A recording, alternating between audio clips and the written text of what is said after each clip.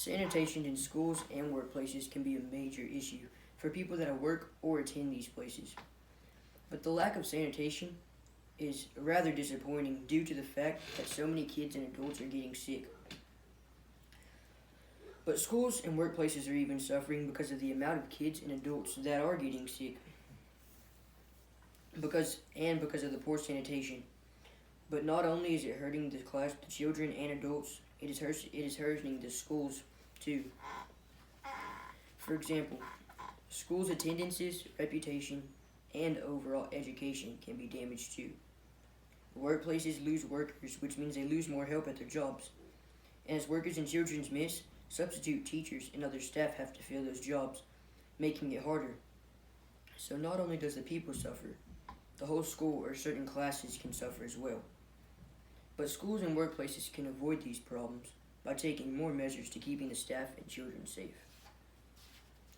Even small measures like putting hand sanitizer in each room can help tremendously. But by taking small steps in each classroom in schools, by taking these small steps in each classroom in schools, it can make a huge difference. But as you make small changes, you also have to make bigger changes. According to UNICEF.org, over 6 million kids are exposed to unsanitary drinking water.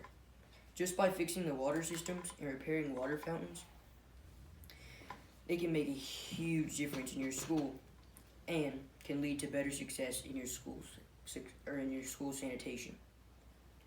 But both small steps and big steps are needed to achieve the overall goal of better sanitation.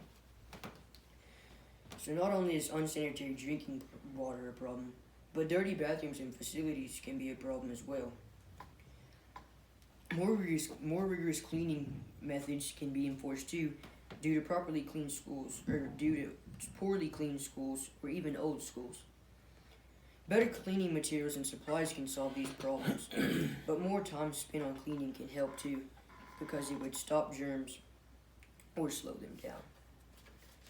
But as bigger steps are being made, schools and workplaces will slowly benefit from this sanitation, because according to UNICEF.org, only 1 in 4 schools don't have clean water already, which means if every school takes better cleaning measures, it shouldn't take much longer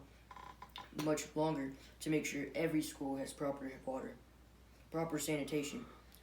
But just by doing this, sickness will decrease tremendously and more schools will have better success.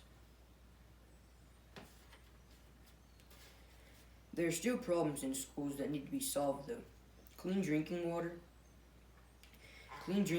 is only one step to clean schools. Facilities need to be taken care of as well, because if facilities are dirty, germs can be spread easier. So not only do schools need to take care of the bathrooms and classrooms, buildings like gyms and ag shops need to be sanitary as well.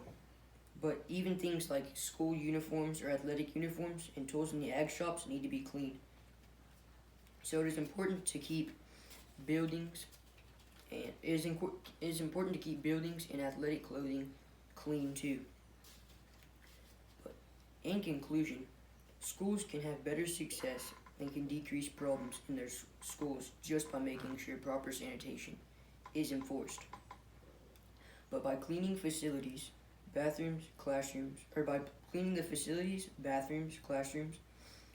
and more, sickness can be stopped, and schools can be so much safer and so much more successful. And not only will the kids and adults feel much better, the workers and the school will benefit too. Therefore, proper sanitation should be taken more seriously.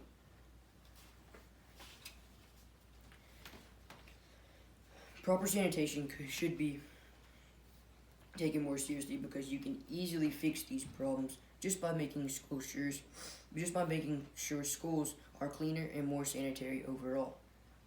But as you work together and make these changes, you can have a huge effect on your school and your community too.